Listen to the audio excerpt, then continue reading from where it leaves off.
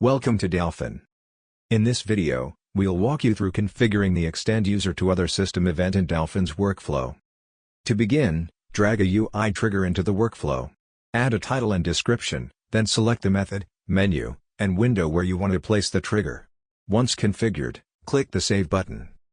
Next, go to User and Role Management Events and drag the Extend User to Other System event into the workflow playground. Add a title and description to define its purpose. Now, configure user selection.